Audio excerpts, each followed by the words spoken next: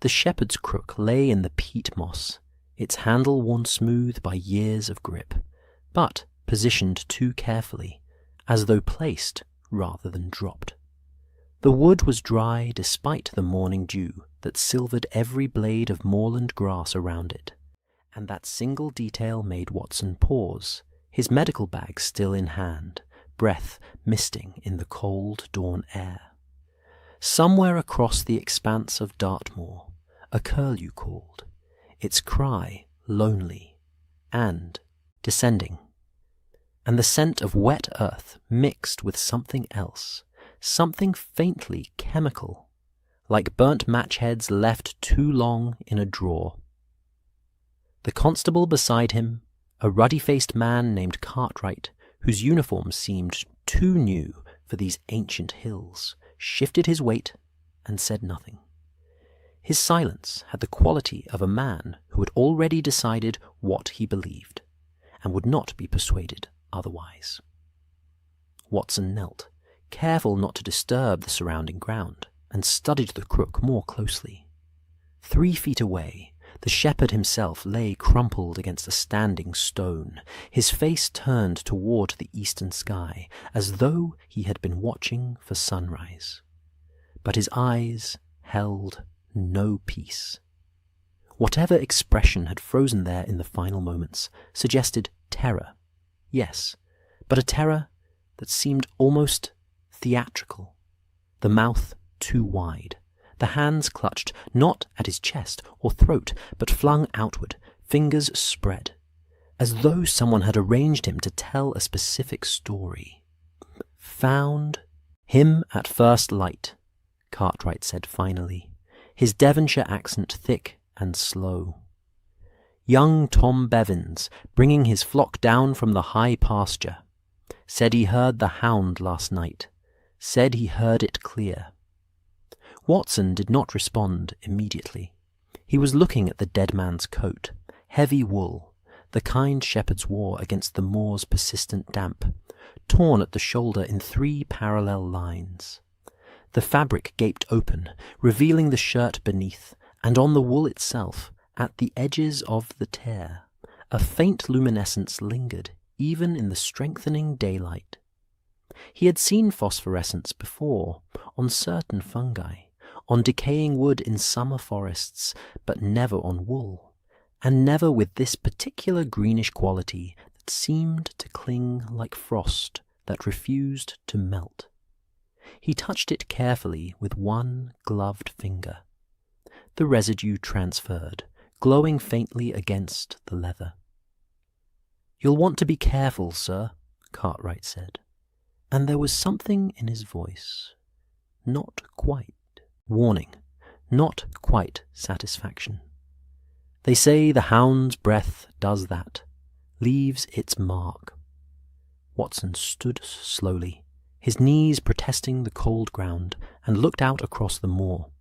It stretched in all directions, a vast tableland of peat and heather broken by granite tors that rose like ancient sentinels against a sky that couldn't quite decide between grey and blue. The morning mist was lifting in patches, revealing and concealing in turns, and in the distance, perhaps a mile away, perhaps 2, distance being a fluid thing on Dartmoor, a stand of twisted hawthorn marked the edge of Grimpen Mire, where the ground turned treacherous, and the unwary could sink beyond retrieval. Beautiful in its desolate way, and utterly indifferent to human fear. "The footprints," Watson said. "Show me where they begin." Cartwright led him 20 paces north, where the peat was softer and took impressions readily. Here, clear as ink on parchment, were the prints of a large dog, larger than any hound Watson had seen in his years with the army, larger even than the mastiffs kept by country estates for show and intimidation. The paw prints pressed deep, suggesting significant weight, and they ran in a straight line toward the standing stone where the shepherd lay. But 15 feet from the body, they simply stopped, not faded, not obscured by other marks or disturbed ground, simply ended, as though the creature that made them had been lifted whole into the air. Watson crouched again, examining the last clear print. The depth was consistent with the others. The spacing suggested a running gait, not a leap. And yet, beyond this point, nothing, only unmarked moorland grass and the inevitable sheep tracks that wandered everywhere and nowhere. "Wind took the scent away," Cartwright offered, but his voice held no conviction. "Or it jumped the rest. They can jump, can't they? Big dogs." "They can," Watson agreed quietly. "But not without landing," he thought. "Not without leaving some mark of arrival." He straightened once more and turned his attention to the moor itself, letting his gaze sweep the horizon in the methodical pattern Holmes had taught him years ago. Grid the landscape, note the anomalies, question the absences as much as the presences. To the west, the tor called King's Barrow rose dark against the paling sky, its summit crowned with the remains of a Bronze Age cairn that locals said was haunted by older things than hounds. To the east, smoke rose from Grimpen village, a mile and a half distant, cook fires being lit, daily life resuming despite the night's events. And to the south, there, a flicker of movement, or perhaps the memory of movement, near a cluster of ruins that might once have been a shepherd's hut. Watson watched for a full minute, but saw nothing more. Still, the impression remained. He and Cartwright were not alone on this moor. "Tell me about the others," Watson said. Cartwright's weathered face tightened. "Others, sir. The other sightings, the other incidents. A man doesn't die of fright in isolation, Constable. Fear builds. It is fed. So tell me, what has been feeding it?" A long pause, during which the curlew called again, closer now, and the mist continued its slow retreat. Finally, Cartwright sighed, a sound that seemed to come from some deep and weary place. "Started 3 weeks back," he said. "Old Mrs. Whitmore, walking home from her daughter's farm at dusk, said she saw it on the ridge above Merripit House, a great black shape with eyes like coals. 2 days after that, the Frankland boy, he's simple, mind you, but not a liar, swore he saw it crossing the moor toward Laughter Hall, and said its jaws glowed green, like marsh light.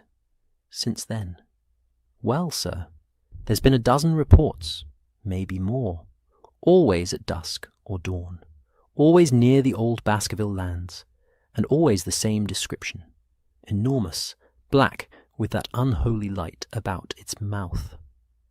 Watson listened, cataloguing not just the words, but the pattern within them. "And the deaths?" "2 now. Old Samuel Harding, found a week ago near Fox Tor Mire, his heart give out, they said. And now this poor soul." Cartwright gestured at the shepherd. "Both on Baskerville property, both at night, both with that look on them, like they'd seen damnation itself." The Baskerville name hung in the air between them, heavy with history. Watson knew the legend, of course. Holmes had summarized it during their brief meeting in London 3 days prior, before Watson had caught the train west. A curse dating back generations, a spectral hound that hunted the Baskerville line, a history of untimely deaths on this very moor. Sir Charles Baskerville, the most recent inheritor, had died of heart failure just 2 months ago, found near the garden gate of Baskerville Hall, with that same expression of terminal fright frozen on his features. And now Sir Henry Baskerville, a young Canadian who had inherited title and estate from his late uncle, was arriving to claim his birthright, arriving into a landscape that seemed determined to tell him he was not welcome. "Where is Sir Henry now?" Watson asked. "Baskerville Hall, sir. Arrived 3 days ago from London. Brought his own man with him, but already 2 of the house staff have given notice. Won't stay on the moor after dark, they said. Can't say I blame them." Watson turned back to the body, considering. The staging of it, the convenient tears on the coat, the phosphorescent residue that would glow in darkness and suggest supernatural origin, the footprints that began clearly and ended impossibly. All of it had the feel of theatre, of a performance meant to convince. But convince whom, and to what end? Holmes's telegram had been characteristically brief. "Baskerville affair requires eyes I trust. You will go? I will follow when threads converge. Observe everything. Assume nothing supernatural. Wire daily. S.H." So Watson had come, arriving in Devonshire the previous evening, taking a room at the Northumberland Arms in Grimpen village, and rising before dawn, when the constable's urgent knock had summoned him to this cold hillside and its carefully arranged horror. "I'll need to examine the body more thoroughly," Watson said, "and I'll want to speak with young Tom Bevins, the shepherd who found him. But first, Constable, a question. Who benefits if Sir Henry Baskerville leaves this place?" Cartwright's expression shifted. Something guarded moving behind his eyes. "That's not for me to say, sir." "Then say it anyway." A longer pause. The mist had lifted enough, now that Watson could see Baskerville Hall itself in the distance. A grey stone manor set against the flank of the moor, like a fortress that had lost its war with time. Smoke rose from several chimneys. The house was awake then, and perhaps already aware of this latest death on its doorstep. "There's talk of a cousin," Cartwright said finally. "Distant relation. Lives out on the moor at Merripit House. Name of Stapleton. Naturalist, they say. Studies butterflies and plants and such. Came to Dartmoor 5 years back. Keeps to himself, mostly. But he's been seen about the hall since Sir Henry arrived. Paying calls, being neighbourly. And if Sir Henry were to leave, or prove unable to manage the estate, then I suppose questions might be asked about succession, sir. About who has the next claim." Cartwright met Watson's gaze steadily. "But that's just talk, Dr. Watson. Village gossip. Probably nothing to it." Probably, Watson thought. But Holmes had not sent him to Dartmoor to investigate probabilities.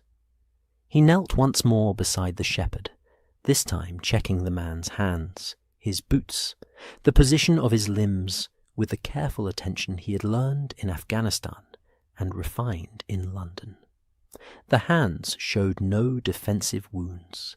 The boots were intact, laced properly, suggesting no struggle or flight.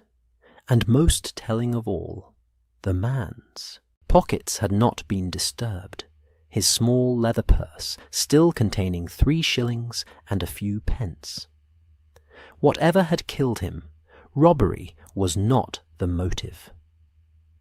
Watson took a small glass vial from his medical bag and carefully scraped a sample of the phosphorescent residue from the torn coat. In London, in Holmes's chemical corner of their Baker Street rooms, this substance might tell a story very different from the legend it was meant to support. The sun had fully risen now, and the moor transformed in its light, still bleak, still vast, but less oppressive, as though daylight restored a measure of reason to the landscape. Watson stood, brushing peat from his knees, and looked once more toward the distant ruins, where he had sensed watching eyes. Nothing moved there now, but he filed the location in his memory none the less. Have the body brought to the village doctor, Watson said. "I'll examine him more thoroughly there, and send word to Baskerville Hall that I'll be calling this afternoon. Sir Henry should know what's happened on his land." "As you say, sir." Cartwright hesitated. "If you don't mind my asking, Dr. Watson, do you believe in the hound? In the curse?" Watson considered the question, choosing his words carefully. "I believe," he said slowly, "that fear is a powerful thing, Constable. It can stop hearts. It can empty houses. It can make men see what they expect to see, rather than what is truly there. As for curses—" He glanced down at the shepherd, at the staged terror on his face.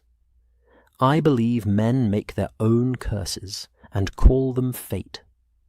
He turned and began walking back toward the village, his medical bag in hand, the vial of phosphorescent residue carefully secured.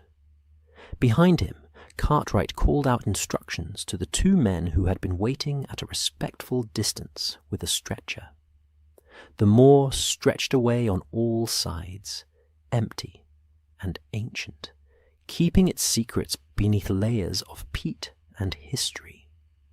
But Watson had learned, in his years, with Sherlock Holmes, that secrets were simply puzzles waiting for patient hands. Somewhere in London, Holmes was already gathering threads. Here on Dartmoor, Watson would gather his own.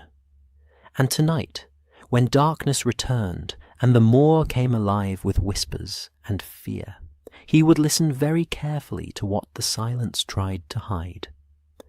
The carriage that brought Watson to Baskerville Hall travelled along a road that seemed to resist progress at every turn, winding through moorland that pressed close on both sides like a living thing testing the boundaries of human ambition.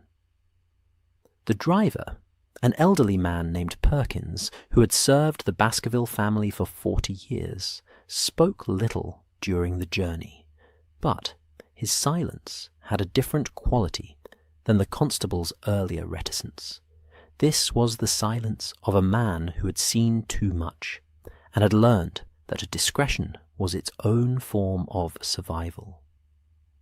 The afternoon light lay thin and grey across the landscape, that peculiar quality of Dartmoor, illumination that seemed to drain colour from everything it touched, rendering the world in shades of slate and shadow.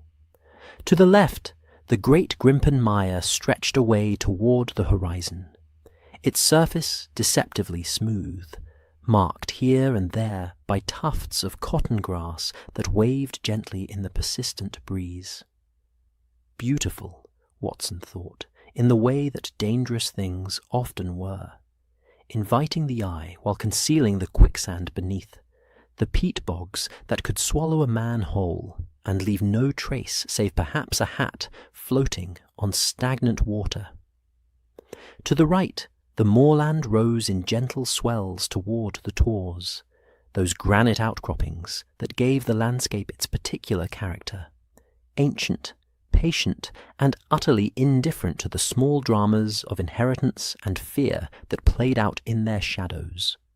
King's Barrow, Fox Tor, the Cleft Tor, names that belonged to a time before maps, before roads, before the idea of ownership had carved the wild land into parcels and estates.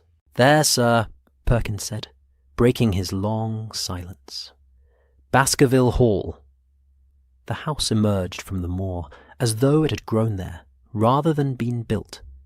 Its grey stone walls the same colour as the granite tors, its narrow windows watching the approach with what seemed like suspicion. It was not a large manor by the standards of English aristocracy, perhaps 30 rooms, Watson estimated, arranged in an L shape around a courtyard that would offer some protection from the wind. But size was irrelevant here. What mattered was presence, and Baskerville Hall had that in abundance. 3 centuries of history pressed down upon its roof like a physical weight, and even in daylight Watson could feel the oppressive sense of legacy that clung to its walls. The architecture spoke of different eras layered one upon another.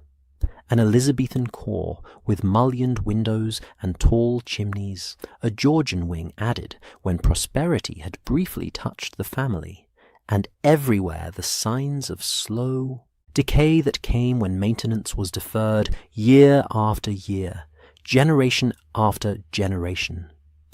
The roof slates were mismatched where repairs had been made with whatever materials came to hand. The stone lintels above the windows showed cracks that had been filled, but not properly fixed. The iron gates that marked the entrance to the drive hung slightly askew, one hinge rusted through, held in place by habit and stubbornness rather than proper engineering. This was the inheritance Sir Henry Baskerville had travelled 3,000 miles to claim. Not just land and title, but the accumulated weight of generations who had tried to tame this corner of Dartmoor, and had, at best, achieved an uneasy truce. The carriage rolled to a stop before the main entrance, where a coat of arms carved above the door showed a hound, rampant, black against a shield of faded gilt, its teeth bared, its posture aggressive.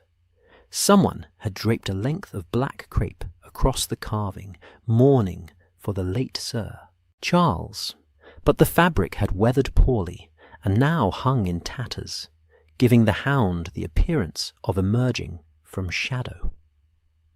"Sir Henry is expecting you, Dr. Watson," Perkins said, climbing down to open the carriage door. "Though I should warn you, sir, he's in a particular mood today. Found his boots moved this morning. Small thing, perhaps, but after everything else." He left the thought unfinished, but Watson understood. In a house where fear had been systematically cultivated, even small disturbances took on outsized significance. The interior of Baskerville Hall matched its exterior, a study in faded grandeur and genteel decline. The entrance hall stretched 40 feet to a carved wooden staircase that split left and right at a landing beneath a stained glass window depicting, inevitably, another hound. This one at rest, its head on its paws, but its eyes alert, watching. The floor was polished oak, scuffed by centuries of boots, and the walls were lined with portraits that climbed toward the high ceiling in double rows. Generations of Baskervilles watching the present, with expressions that ranged from stern disapproval to weary resignation. The smell was what struck Watson most forcefully, a combination of wood smoke, damp stone, old books, and something else. Something organic and slightly sweet, like flowers left too long in standing water. Not unpleasant, exactly, but persistent, the kind of scent that would cling to clothing and follow a person into dreams. A butler materialized from a side passage, an elderly man whose livery had been brushed to within an inch of its life, but could not disguise its age. His face was professionally neutral, but Watson noted the slight tremor in his hands, the way his eyes flickered toward the windows, as though checking escape routes. "Dr. Watson, sir. Sir Henry is in the library, if you'll follow me." They passed through rooms that spoke of better days. A drawing room with furniture covered by dust sheets. Dining hall with a table that could seat 20, but looked like it hadn't hosted a proper dinner in years. A morning room where the wallpaper had faded in stripes where sunlight once reached, but now seemed unable to penetrate the general gloom. Everywhere the signs of a household running on minimal staff, surfaces dusted but not polished, carpets swept but showing wear. The small accumulated neglects that came when there were too few hands to maintain too large a house. The library occupied the ground floor of the Georgian wing, a long room lined floor to ceiling with books whose leather bindings,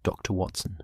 I can only tell you what my eyes reported, and what my gut tells me is that someone is trying very hard to make me afraid." There it was. The same conclusion Watson had reached, spoken aloud by a man who had every reason to believe in the curse, but who chose, despite everything, to search for human agency behind the supernatural veneer. "You've had visitors?" Watson asked. "One. A Mr. Stapleton. Lives about 2 miles from here at Merripit House. Came calling yesterday afternoon. Very friendly, very welcoming. He's a naturalist. Studies the flora and fauna of the moor. Seemed genuinely interested in helping me settle in. Offered to act as a guide to the local landscape." Sir Henry's expression shifted slightly. He also mentioned, quite casually, that his grandmother was a Baskerville. "Distant relation," he said. "Nothing that would affect the inheritance, but enough to establish a connection." Watson filed this away carefully. And his manner? Precise, almost scientific, as though he were observing me while we spoke. He asked quite detailed questions about my plans for the estate, whether I intended to stay or simply manage things from London. He seemed pleased when I said I wasn't sure yet. The fire crackled softly, and somewhere deeper in the house, a clock chimed the hour. 4 o'clock, the day already beginning, its slide toward evening. Watson stood and walked to the window, looking out across the moorland that stretched toward the horizon in its varied shades of brown and grey and muted green. Beautiful, dangerous, and ancient. A landscape that had swallowed generations and would swallow more if given the chance. "Mr. Holmes sent me ahead," Watson said, not turning from the window. "He believes there is a rational explanation for everything that's happened here, and I'm inclined to agree with him. But rational doesn't mean harmless, Sir Henry. Someone is orchestrating this campaign of fear with considerable skill and patience. The question is, why? To drive me away, perhaps, or to drive you toward something specific. A decision, an action, a state of mind that serves someone's purpose." Watson turned back. "For now, I suggest we proceed carefully but visibly. I'll stay here at the hall if you'll have me. 2 sets of eyes are better than 1, and whoever is behind this may make a mistake, if they know they're being watched." Sir Henry's expression showed relief, quickly masked. "I'd be grateful for the company, Doctor. This house is not conducive to solitary contemplation." "Then it's settled." Watson glanced at his pocket watch. "I should return to the village to collect my things and make arrangements. I'll be back before dark. In the meantime, Sir Henry, I'd advise you to note anything unusual, no matter how small. The devil, as they say, is in the details." "Or the hound," Sir Henry said with a slight smile that didn't quite reach his eyes. "Here on the moor, it's sometimes hard to tell the difference." Watson made his way back through the echoing halls, escorted by the nervous butler, and climbed into the waiting carriage. As Perkins urged the horses forward, Watson looked back at Baskerville Hall, at its narrow windows reflecting the afternoon light like watching eyes, at the tattered crape still hanging from the stone hound above the door. Somewhere on the moor, someone was watching, someone was orchestrating. Someone had decided that Sir Henry Baskerville should be afraid, and Watson intended to find out who and why before the campaign of fear escalated from theatre into tragedy. The carriage rolled back along the winding road, and the moor closed in behind them like a door slowly shutting. Watson woke to his first full morning at Baskerville Hall with the feeling that the house had been holding its breath all night, waiting for something that never quite arrived. His room was in the eastern wing, a generous chamber with oak panelling that had darkened to the colour of strong tea, and a four-poster bed whose curtains smelled faintly of lavender and thyme. The window looked out across the moor toward the village of Grimpen, where morning smoke rose in thin grey lines against a sky that promised rain before evening. He had slept poorly, waking several times to sounds that might have been wind in the eaves, or might have been footsteps in distant corridors, and once, around 3 in the morning, to that same chemical smell Sir Henry had mentioned, drifting under his door like an unwelcome visitor.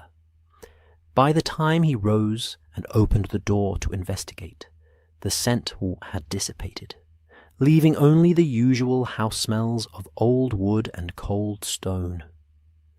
Now, dressed and ready for the day's investigation, Watson made his way down to the breakfast room, where he found Sir Henry already seated, working his way through eggs and bacon with the determined appetite of a man refusing to let circumstance affect his morning routine.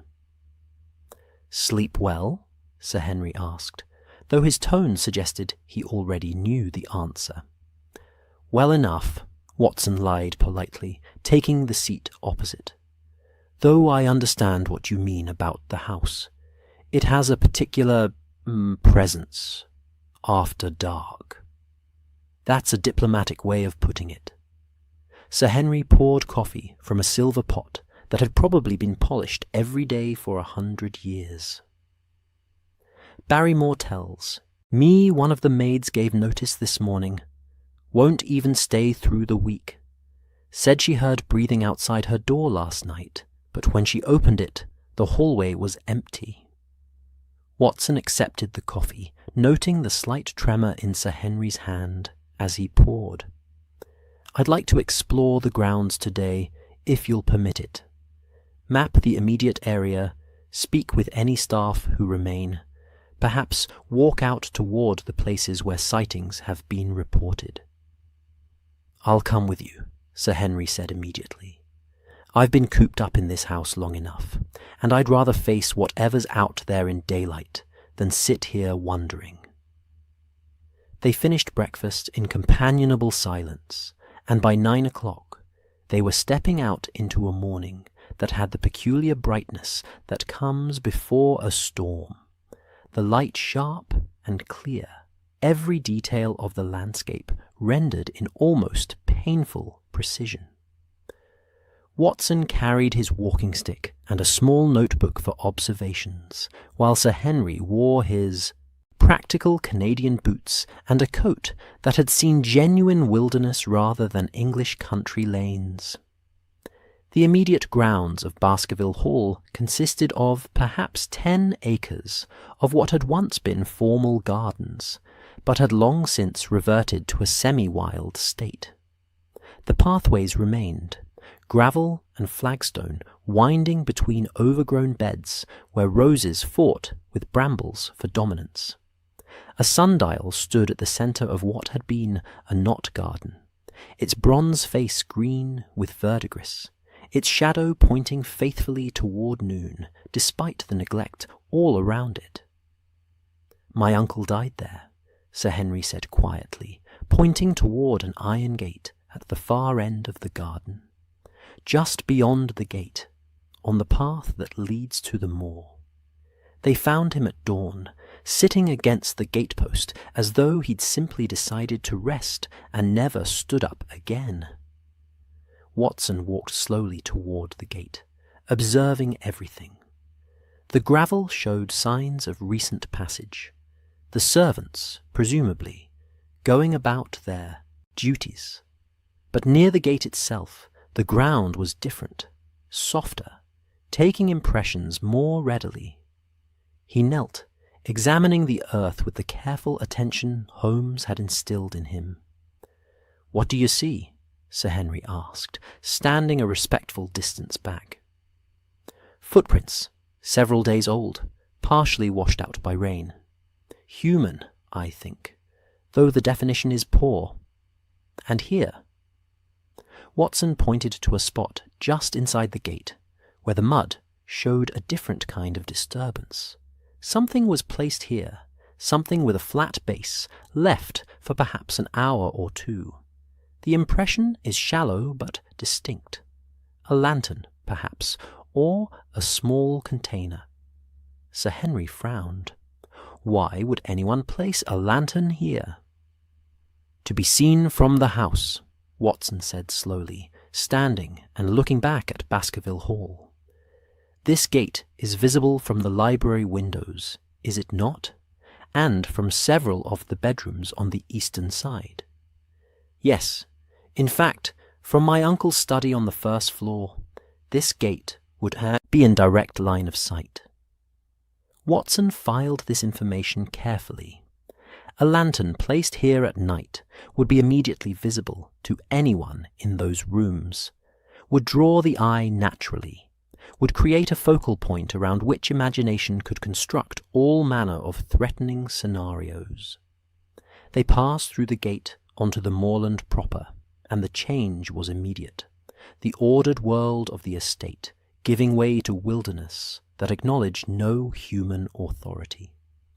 The path was clear enough at first, a track worn by shepherds and estate workers, but within 100 yards it began to fragment into multiple faint traces that branched and rejoined according to logic only the Moor understood. The ground beneath their feet was treacherous in its variety, solid granite here, soft peat there, and always the danger of bog concealed beneath innocent-looking grass. Watson proceeded carefully, using his stick to test uncertain ground, while Sir Henry moved with the confidence of someone accustomed to reading landscape for its hidden threats. There, Sir Henry said, pointing northeast toward a low rise perhaps half a mile distant. That's where I saw the shape last night, along that ridgeline moving from west to east. Watson studied the terrain, calculating angles and sight lines. From Baskerville Hall to that ridge was roughly 800 yards, far enough that details would be obscured, close enough that movement would be clearly visible, especially against the skyline. Perfect distance for suggestion without revelation. "Let's walk there," he said. The journey took 20 minutes, picking their way across ground that alternated between springy heather and treacherous bog edge.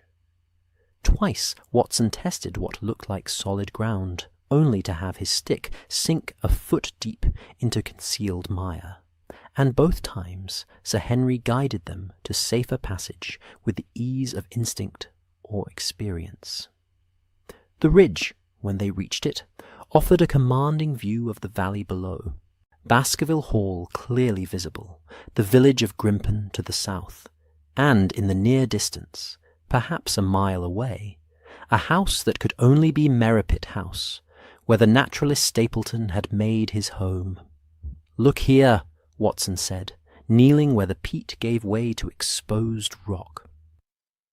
On the granite surface, sheltered from rain by a slight overhang, were scratches, recent, made by metal rather than natural weathering. They formed a rough pattern, 3 marks in a triangle, and near them, pressed into a patch of soft ground that the overhang had protected, was a single clear boot print. Human, not animal. Size 9 or 10, Watson estimated, with a distinctive wear pattern on the left heel. "Someone stood here recently," Watson said. "Stood for some time, judging by the depth of the impression. And these scratches, they might have been made by the metal base of a mirror, or a lantern with protective cage." Sir Henry's expression hardened. "You're saying someone was up here, deliberately, making themselves visible from the hall?" I'm saying it's consistent with that interpretation."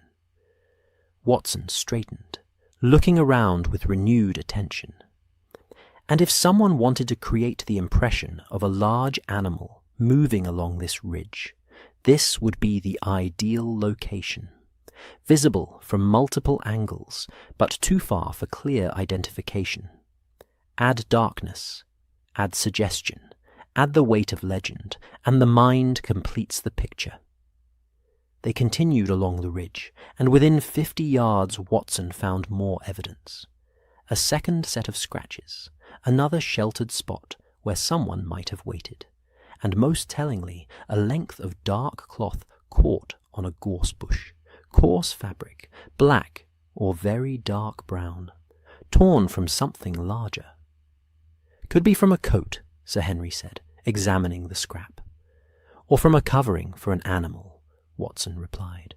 "Something to make a large dog appear even larger, to obscure its true shape."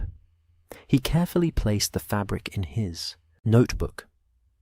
"We're being shown a performance, Sir Henry. The question is whether we can trace it back to the performers." They descended from the ridge toward Merripit House, following a path that was better maintained than the ones near Baskerville Hall.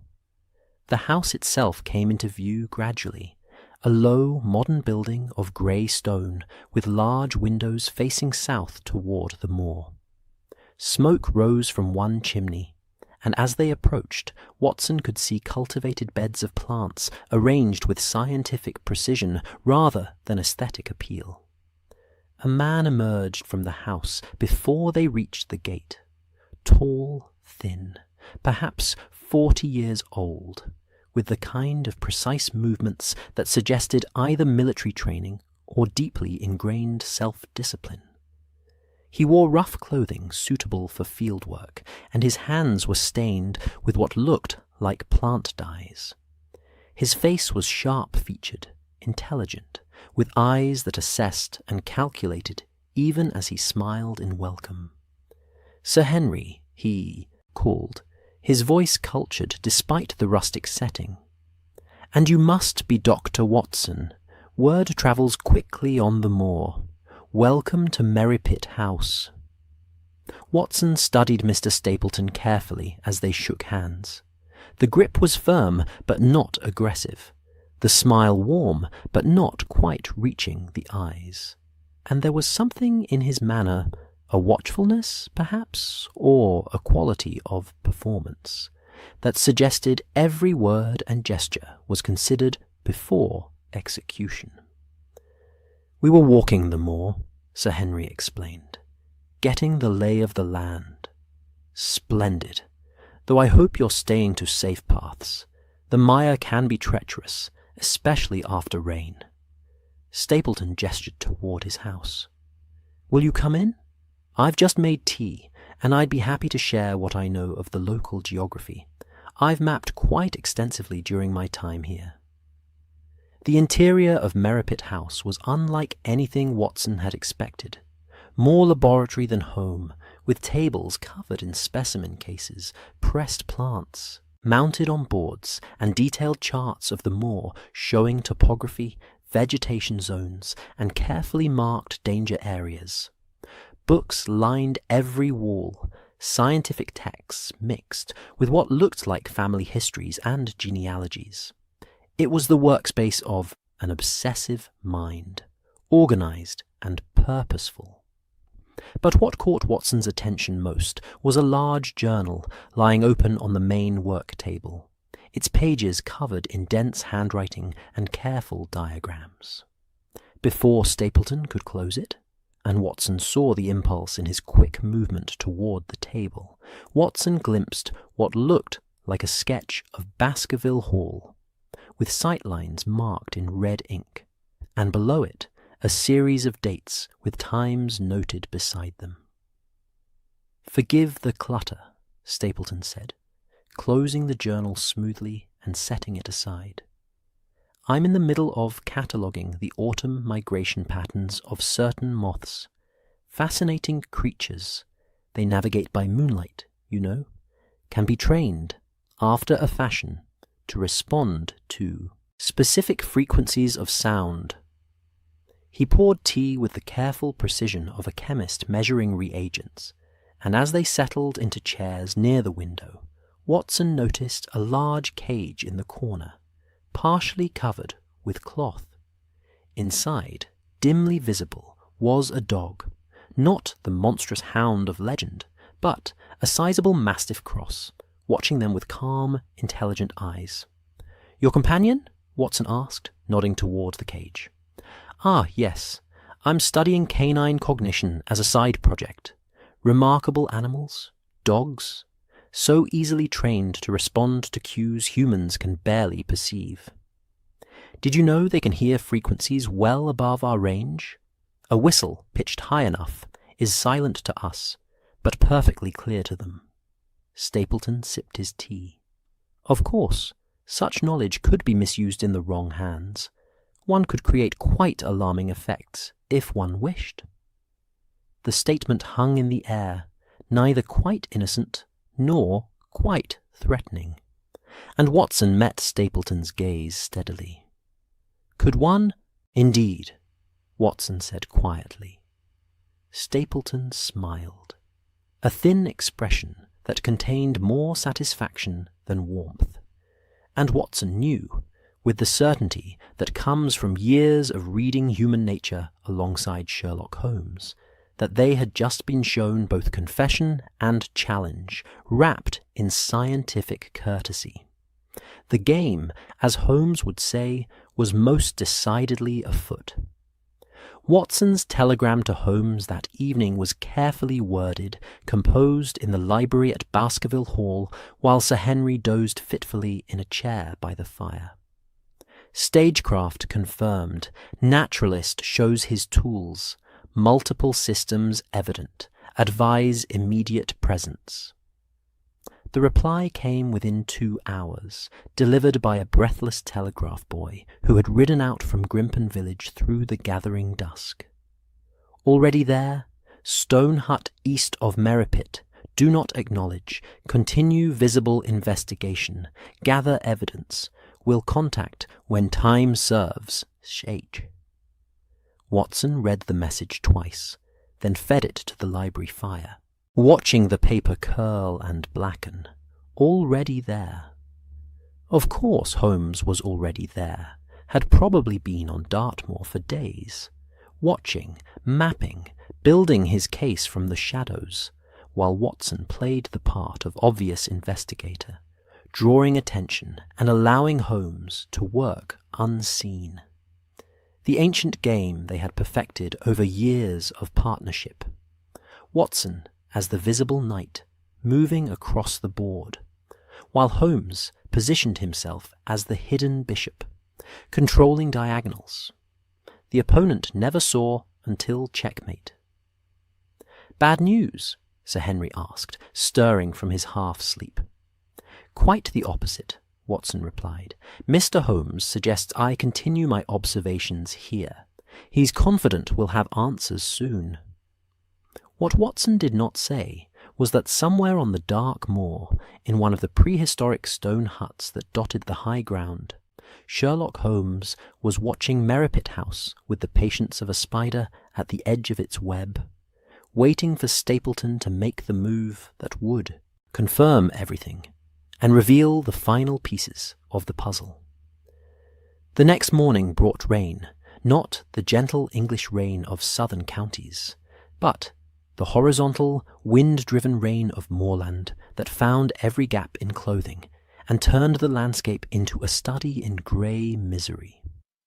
Watson woke to the sound of it hammering against his windows, and knew that outdoor investigation would be impossible until the weather cleared. Instead, he spent the morning in systematic exploration of Baskerville Hall itself, with Sir Henry as his guide and increasingly his confidant. The house yielded its secrets slowly. A servant's passage that connected the main wings, allowing movement through the building without being seen from the primary rooms. A lumber room on the top floor, where old furniture and trunks contained the accumulated debris of generations. and in the cellars a wine vault that extended far beyond what the house's modest size would suggest, with tunnels branching into darkness that Sir Henry admitted he had not yet fully explored.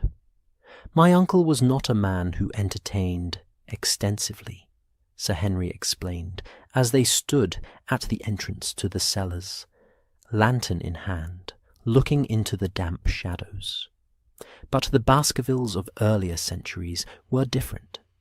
There are stories of smuggling, of goods brought up from the coast through these tunnels, though whether the stories are true or simply family mythology, I couldn't say.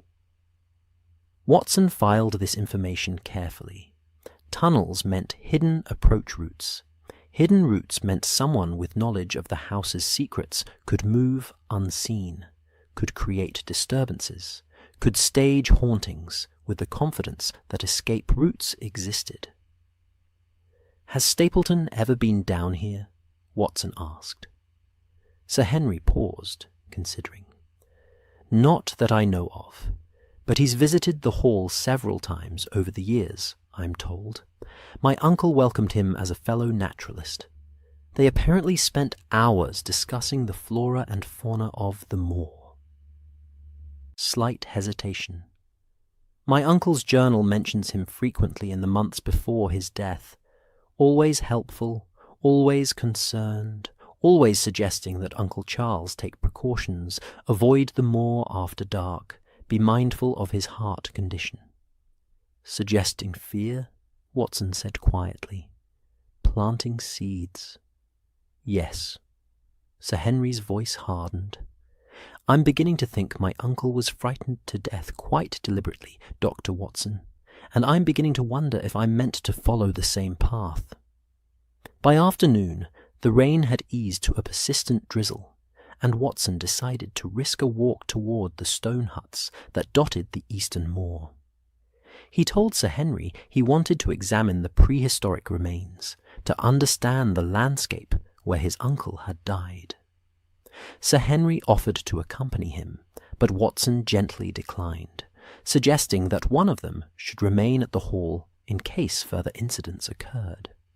The truth, of course, was that Watson wanted to give Holmes the opportunity to make contact without witnesses. He set out at 3 o'clock, dressed in waterproof coat and sturdy boots, carrying his walking stick and the small revolver he had taken to keeping in his pocket since the morning's discoveries in the cellars. The moor was transformed by rain. The colours deepened, the peat dark and treacherous, the granite tors emerging from mist like ancient monuments to forgotten gods. Watson walked steadily eastward, following no clear path, but keeping his general direction by the position of Baskerville Hall behind him and the looming presence of Black Tor ahead. The stone huts were scattered across this stretch of moorland, circular foundations of stacked granite that had sheltered Bronze Age families 3,000 years ago, and now provided occasional refuge for shepherds or, apparently, for consulting detectives in need of observation posts. He found Holmes in the fourth hut he checked, a particularly well-preserved structure with walls still standing to shoulder, height and enough roof remaining to offer shelter from the rain. Holmes sat on a flat stone inside, wrapped in a rough shepherd's cloak, his face darkened by days of sun and wind, his appearance so thoroughly transformed that Watson might have walked past him without recognition if not for the sharp, familiar eyes that looked up at his approach. "Ah, Watson," Holmes said calmly, as though they had parted that morning rather than a week ago. "Punctual as always. I've been expecting you since the rain eased. Do come in out of the drizzle." Watson squeezed through the low entrance and settled himself on a stone opposite Holmes, taking in the detective's temporary dwelling. A knapsack contained provisions, bread, cheese, dried fruit, a flask of water. A pair of binoculars rested within easy reach. and spread across a flat section of stone was a map of the moor, marked extensively with notations in Holmes's precise hand. "How long have you been here?" Watson asked. 5 days. I arrived the evening before the shepherd's death, or rather, before his body was discovered. I witnessed the placement of that particular piece of theatre, though I was too far away to intervene, and thought it more valuable to observe than to prevent. Holmes gestured toward the map. "I've been tracking Stapleton's movements, documenting his system, and I must say, Watson, it's rather elegant in its construction. Multiple overlapping techniques, each one plausible alone, devastating in combination." "Tell me," Watson said simply. Holmes leaned forward, and despite the rough surroundings, despite the cold and damp, Watson saw the familiar fire of intellectual excitement in his friend's eyes, the look Holmes always wore when a problem was yielding its secrets. "Stapleton is conducting an experiment," Holmes began. "Not merely to drive Sir Henry from Baskerville Hall, though that is certainly his goal, but to prove a hypothesis about the malleability of human perception when fear is properly cultivated. He's documented everything, Watson. I've observed him writing in that journal of his, detailed notes about timing, about Sir Henry's responses, about the effectiveness of each technique." "The journal I glimpsed yesterday," Watson said, "with the sight lines and dates." "Exactly.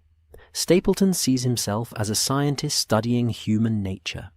The fact that he's destroying Sir Henry's peace of mind and possibly endangering his life is secondary to the data he's collecting." Holmes stood, moving to the entrance of the hut, looking out across the moor toward the distant shape of Merripit House. "The mechanisms are beautifully simple once you understand them. The hound itself is real, a mastiff crossbreed, trained extensively. But Stapleton enhances it with phosphorescent compound painted on its jaws and chest. Not the organic phosphorescence you found on the shepherd's coat, Watson, but a chemical preparation of his own devising. It glows in darkness, fades in daylight, and leaves minimal residue. Quite clever. And the howling? A whistle, pitched at approximately 20,000 hertz. Silent to human ears beyond middle age, but perfectly audible to dogs and to younger humans like Sir Henry.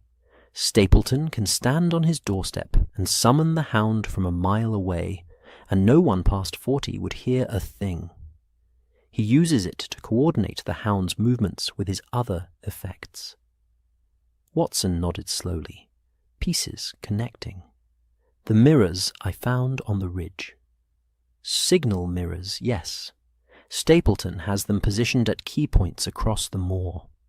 A lantern flash from one location is caught and reflected from another, creating the impression of movement, of the hound being in multiple places simultaneously.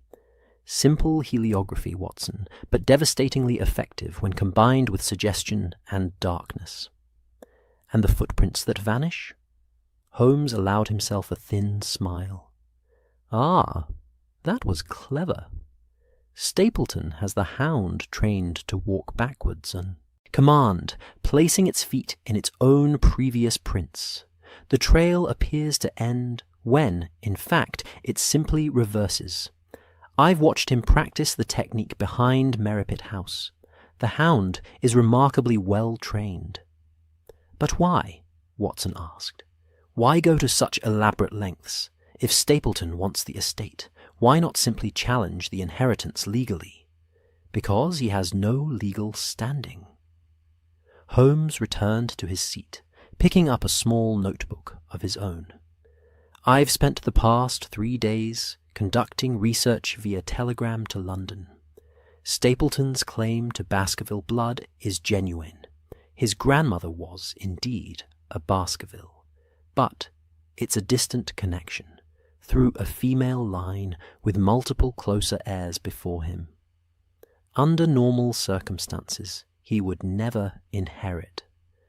But if Sir Henry were to leave Dartmoor, or better yet, if he were to suffer a convenient heart failure like his uncle, attributed to the family curse, to fear, to the legendary hound, then questions might be raised about the Baskerville line's fitness to hold the estate, and in the resulting confusion, with proper legal manoeuvring, a distant but healthy claimant might make a case.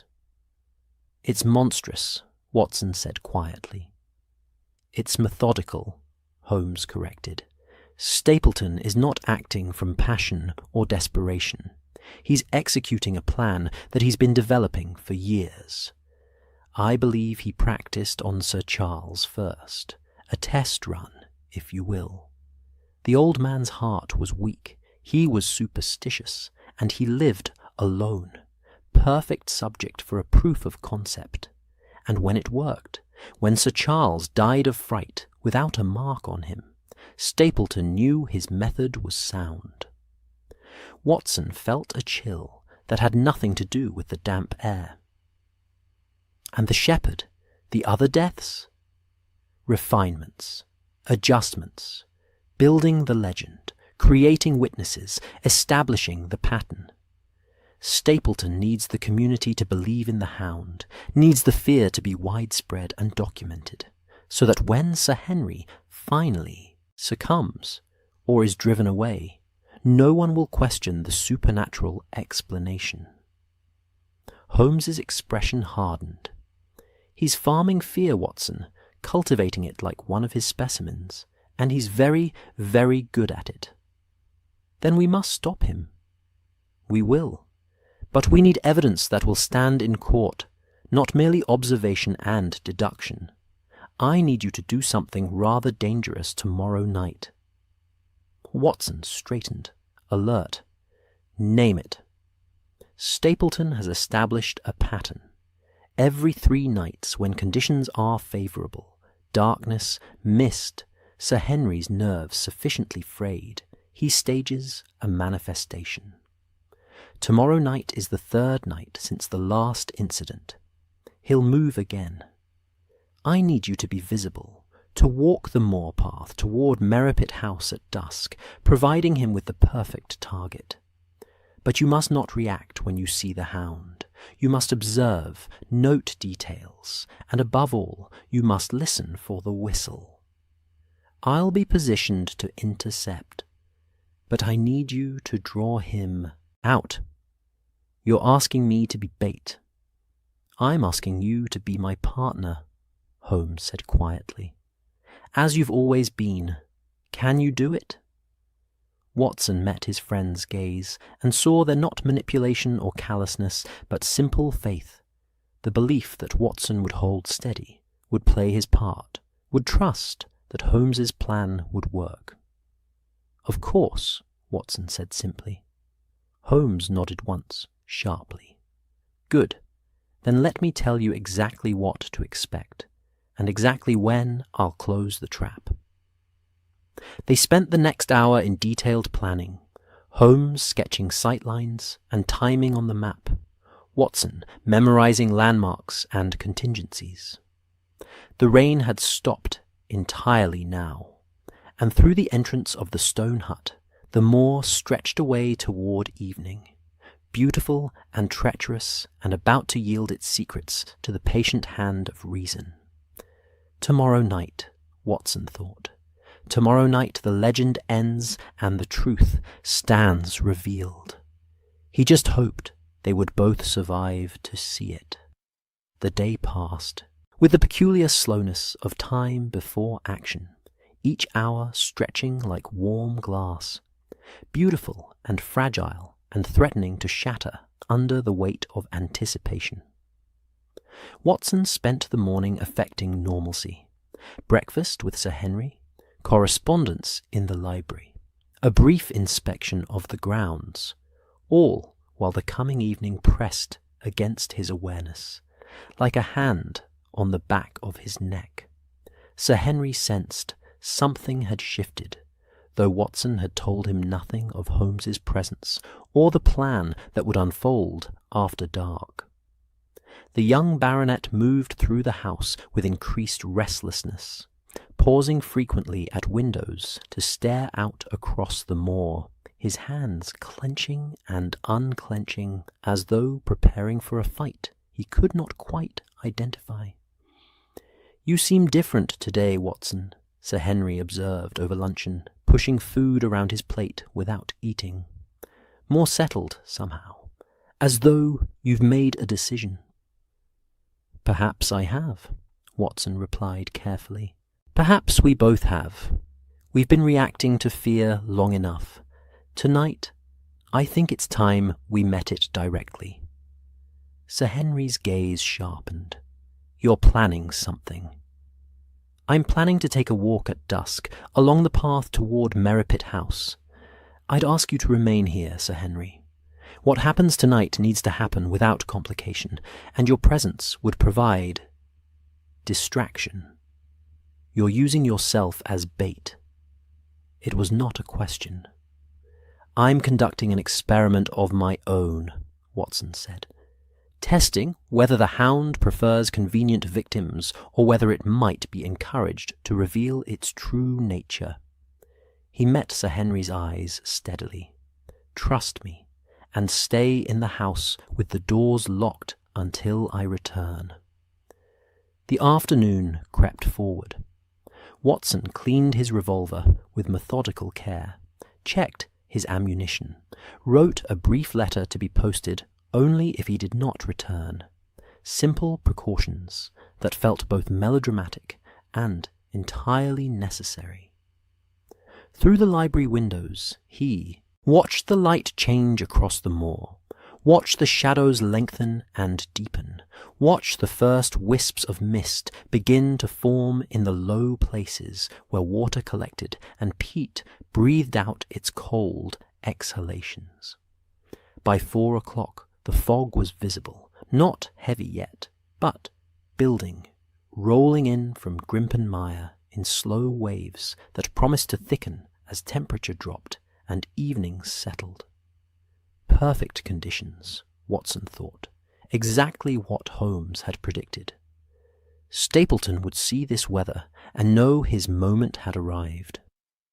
At 5:30, with the sun already hidden behind layers of grey cloud and the moor transforming into that liminal space between day and night, Watson dressed for his walk. Heavy coat, sturdy boots, the revolver in his right pocket, and a dark lantern in his left. He carried no walking stick tonight. His hands needed to be free. Sir Henry met him at the front door, his face set, with the kind of rigid control that comes from forcing down fear through sheer will. "If you're not back by midnight," he began. "Then send word to the village constable and to Scotland Yard," Watson finished. "But I will be back, Sir Henry. Tonight, one way or another, this business ends." He stepped out into the gathering darkness. The moor had transformed utterly from the daylight landscape Watson had come to know over the past days. The fog lay in drifting layers, thick at ground level, but thinning above, so that the tors rose from it like islands from a grey sea. Visibility shifted constantly, 20 yards of clarity, then sudden walls of mist, then openness again, the landscape revealing and concealing itself according to the wind's whim. Watson walked steadily along the path toward Merripit House, his footsteps quiet on the damp ground, his breathing controlled, all his senses straining for the first sign that he was no longer alone. Holmes would be somewhere ahead and to the left, positioned near the ridge where the signal mirrors had been found. The plan was simple. Watson would provide the visible target, drawing Stapleton's attention, while Holmes moved to cut off escape routes and document the machinery of deception. Simple plans, Watson reflected, had a way of becoming complicated when fear and fog and trained animals entered the equation. He had walked perhaps a quarter-mile from Baskerville Hall when he heard it. Distant at first, then closer, a long rising howl that seemed to come from everywhere and nowhere, the sound rolling across the moor and echoing off the granite tors until it was impossible to judge its source or distance. The legendary cry of the hound of the Baskervilles, manufactured by human malice, but no less chilling for its artificial origin. Watson stopped, forcing himself to stillness, and listened. Beneath the howl, almost inaudible, a high, thin note that made his teeth ache, the whistle pitched at the very edge of his hearing.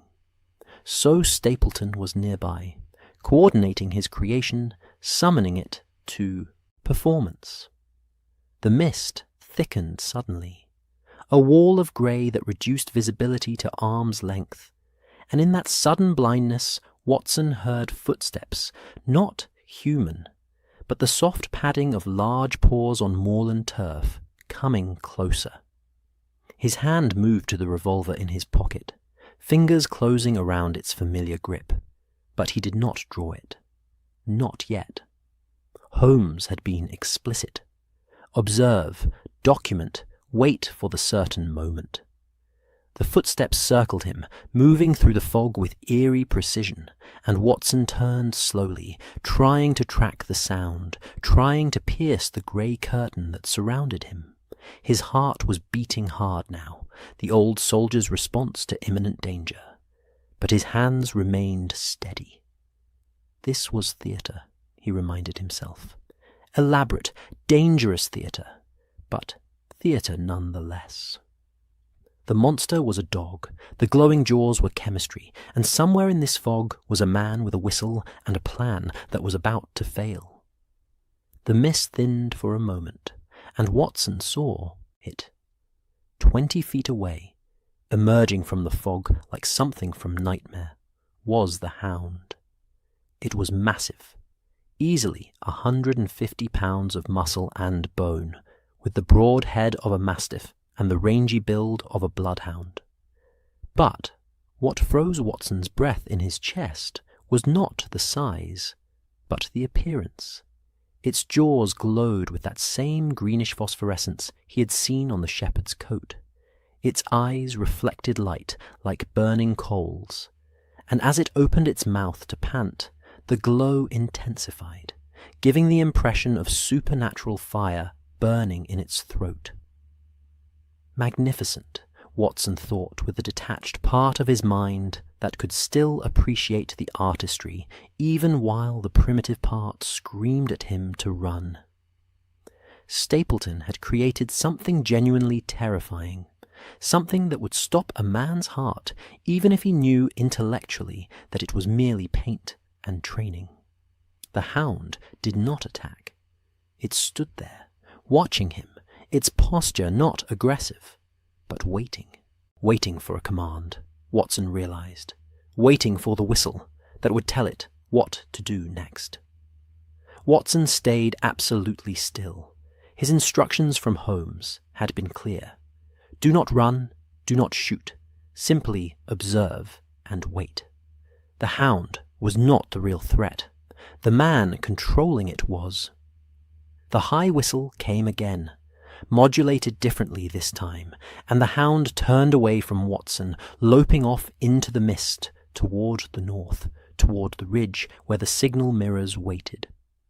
Watson watched it disappear, counted to 10, and then followed. The fog was thickening further now, the temperature dropping as full darkness arrived, and Watson moved carefully, following the sound of the hound's passage, rather than trying to track it visually. He could hear it ahead of him, moving with purpose, and beneath that sound, occasionally, the crunch of human footsteps on gravel. Stapleton, positioning himself for the next act of his performance. Watson climbed the ridge slowly, using his hands, as much as his feet on the steep sections, the granite slick with moisture and treacherous in the darkness.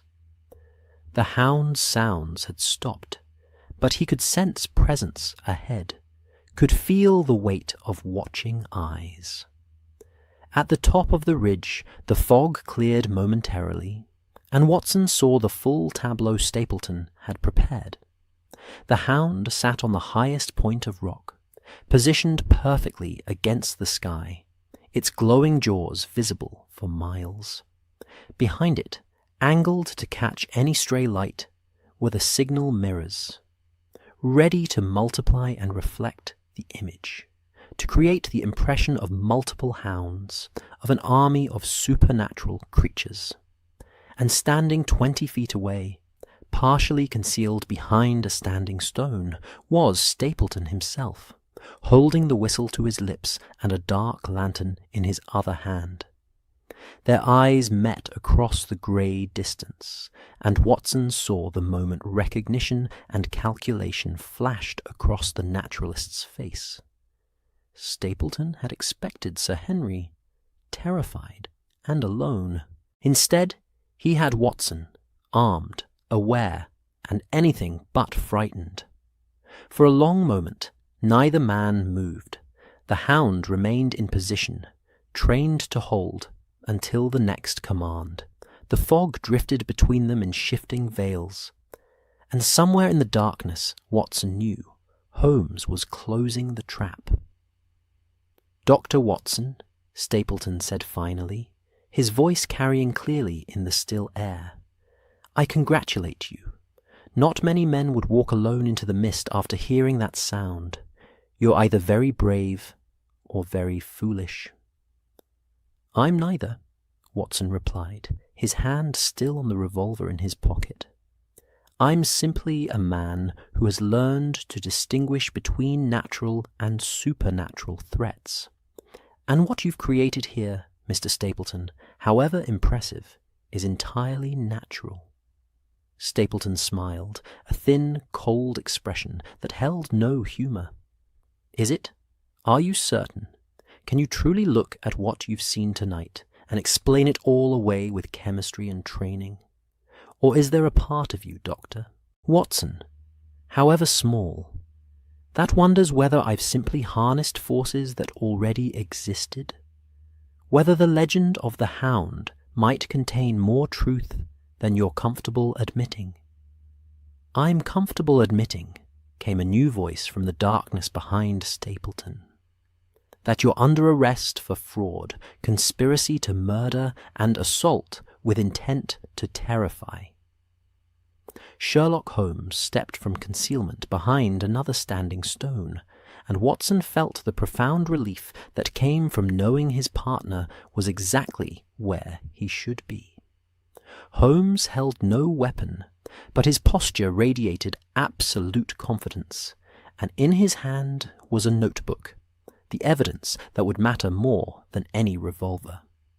Stapleton spun, the whistle falling from his lips, his free hand reaching into his coat for something Watson could not see.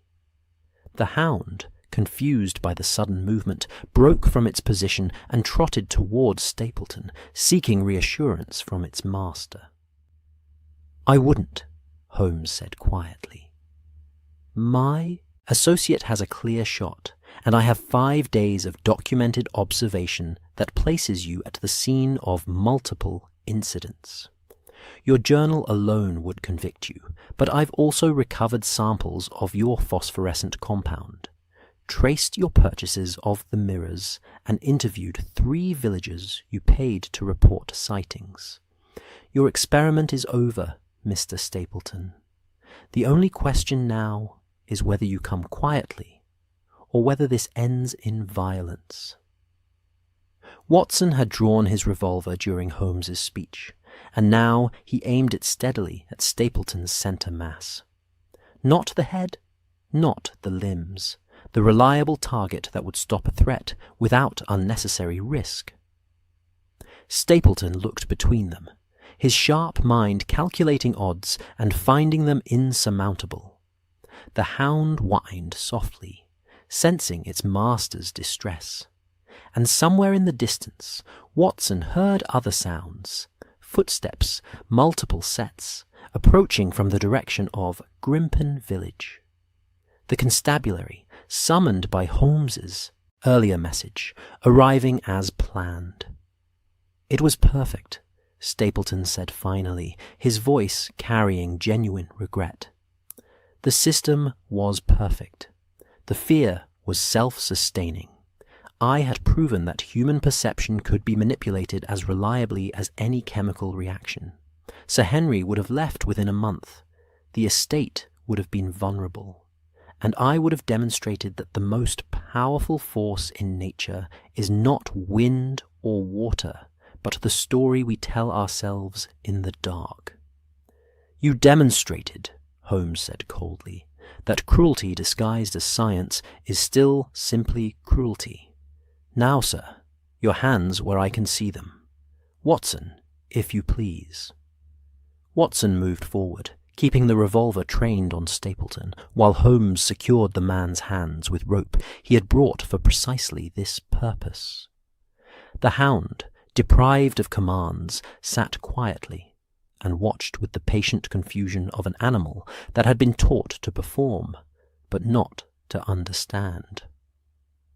The constables arrived minutes later, Cartwright among them, his face showing satisfaction mixed with something that might have been shame at having believed so readily in the supernatural.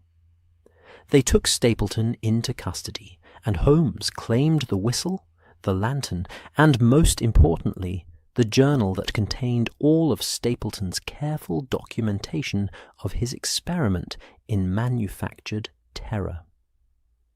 As they descended the ridge toward Baskerville Hall, where Sir Henry waited with questions that would finally receive answers, Watson looked back once at the moor. The fog was clearing, the night sky showing stars, and the landscape looked suddenly smaller, less threatening, as though the arrest of one man had drained it of supernatural power. "Well done, Watson," Holmes said quietly. "We both played our parts," Watson replied, and together they walked home through a moor that was, at last, simply a moor. Morning arrived at Baskerville Hall with a quality of light that seemed almost apologetic, as though the sun itself was embarrassed by the previous night's revelations and sought to make amends through sheer brilliance. Watson woke to find his room flooded with golden illumination, the kind of autumn morning that renders the moor in shades of amber and bronze, transforming treachery into beauty, with nothing more than a shift in angle and atmosphere. He dressed slowly, his body carrying the familiar ache that came after action, not injury precisely, but the accumulated tension of danger now released, leaving muscles stiff and joints protesting. His hands, he noted with some satisfaction, were steady as he fastened his collar. The soldier's response: fear during the event, calm after, and only in the safety of aftermath did the body acknowledge what it had endured. Sir Henry was already in the breakfast room when Watson descended, but the young baronet was not eating. He sat at the head of the table, still dressed in yesterday's clothes, a cold cup of tea at his elbow, an exhaustion written in every line of his posture. He looked up as Watson entered, and his expression held a complicated mixture of relief, anger, and something that might have been grief. "Tell me," Sir Henry said without preamble. "Tell me everything.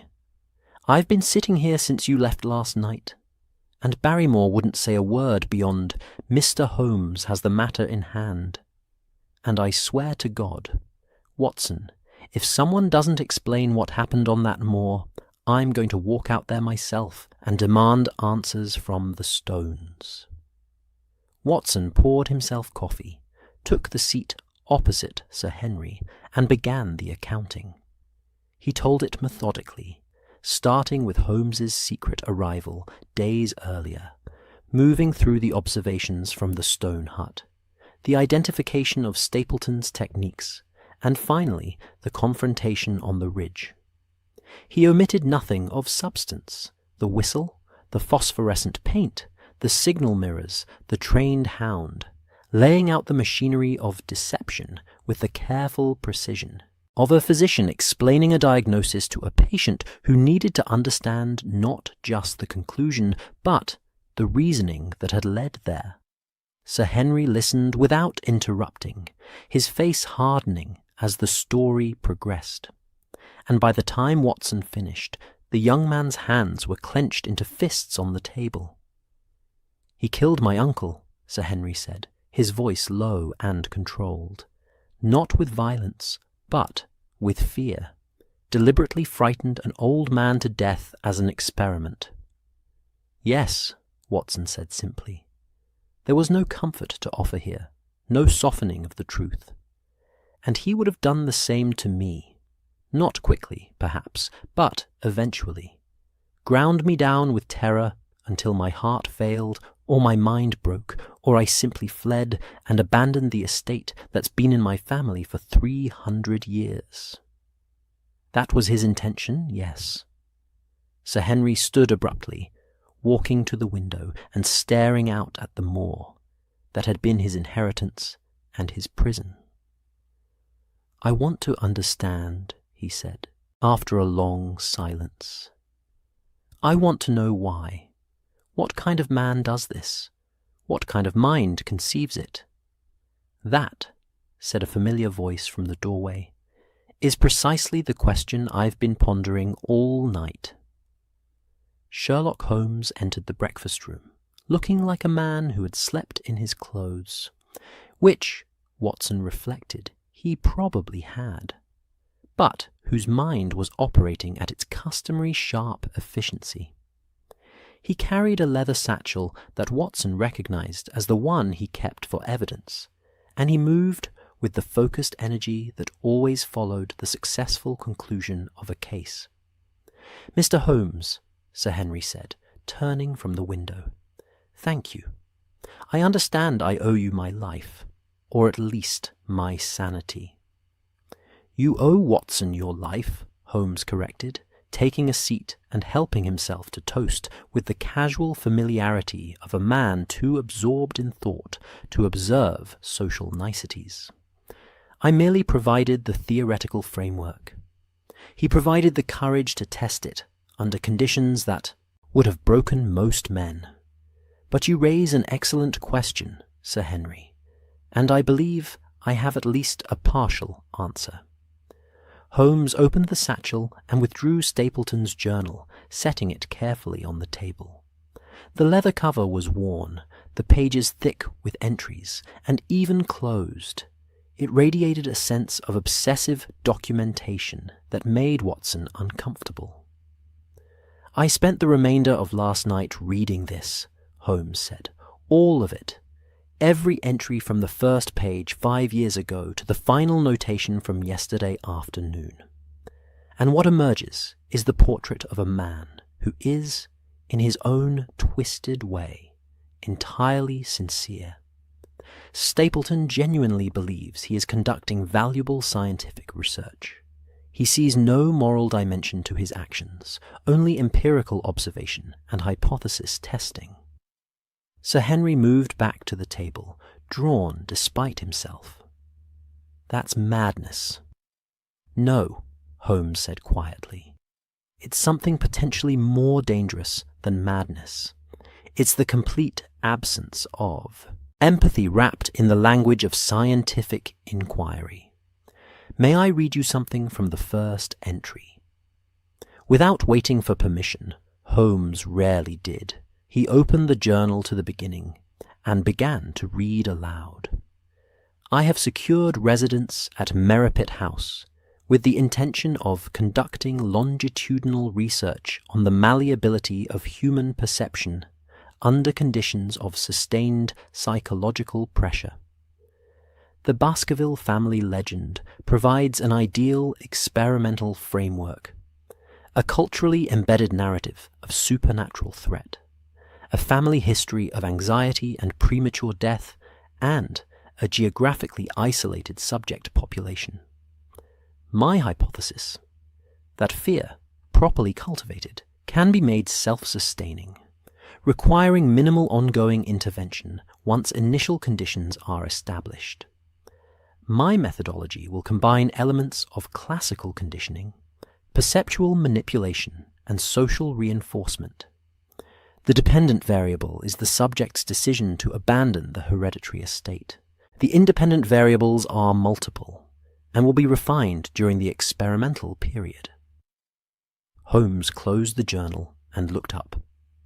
That's the opening entry. Scientific language, clear hypothesis, proper methodology. He's not a madman raving in the dark, gentlemen. He's a trained researcher who has decided that ethics are merely obstacles to knowledge. Watson felt a chill that had nothing to do with the morning air, and my uncle was his first subject. Sir Charles was his proof of concept, Holmes confirmed.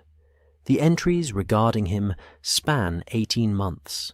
Stapleton began with subtle interventions, encouraging his superstitions, sharing carefully edited local legends, suggesting that the late-night walks Sir Charles took for his heart condition might be dangerous. Then escalated to staged sightings, distant howls, and finally, the full manifestation on the night of his death. Stapleton documented everything. Sir Charles's increasing anxiety, his changes in behaviour, his withdrawal from social engagement. And when Sir Charles died of heart failure on the moor path, Stapleton recorded it as conclusive proof that psychological manipulation can produce measurable physiological outcomes. Sir Henry's face had gone pale. He writes about my uncle's death, like it was a successful experiment? Precisely like that, Holmes said. Because to Stapleton, that's exactly what it was.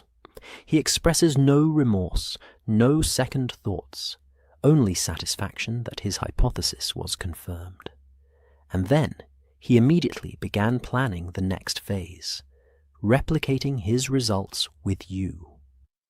Holmes flipped through the journal to a later section.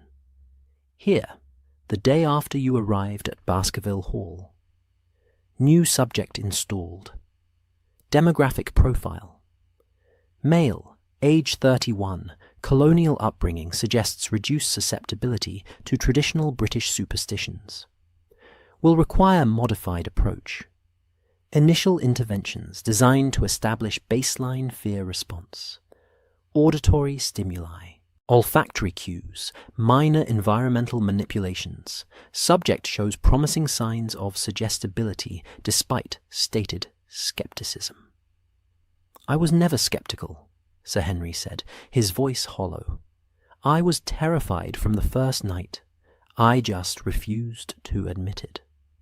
Which is exactly what Stapleton was counting on, Watson said gently. The performance of rationality while fear works beneath it. Holmes continued, his finger tracing entries. He documents everything with clinical precision. The timing of each howl, the placement of each piece of evidence, the cultivation of witness testimony in the village. He even notes his own performance during his visits to the hall. Maintained sympathetic demeanour. Expressed scientific skepticism regarding supernatural explanations, while simultaneously reinforcing fear through subtle verbal cues.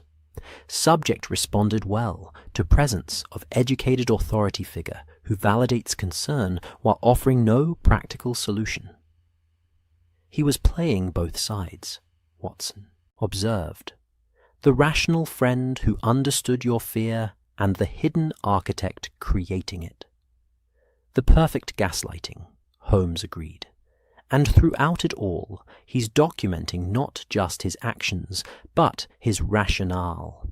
He writes extensively about the philosophy underlying his research.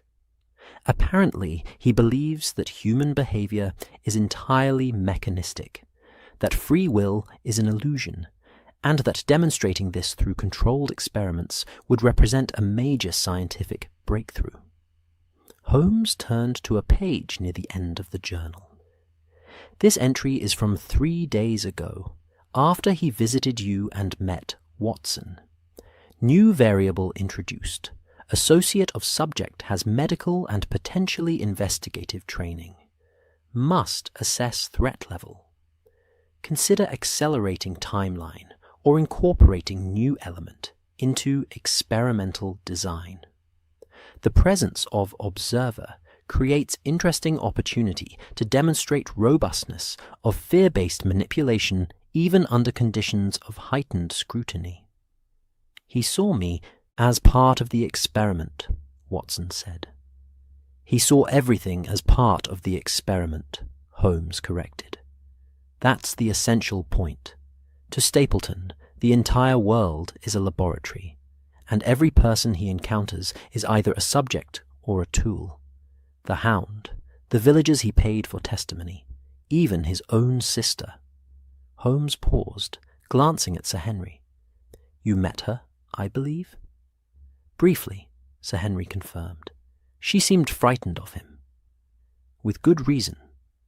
Holmes withdrew another document from his satchel, this one official-looking with the seal of the Devonshire Constabulary. I had a long conversation with Miss Stapleton this morning after her brother was taken into custody. Her real name is Beryl Garcia. She's not his sister but his wife, brought from Costa Rica 5 years ago, and kept in virtual imprisonment at Merripit House.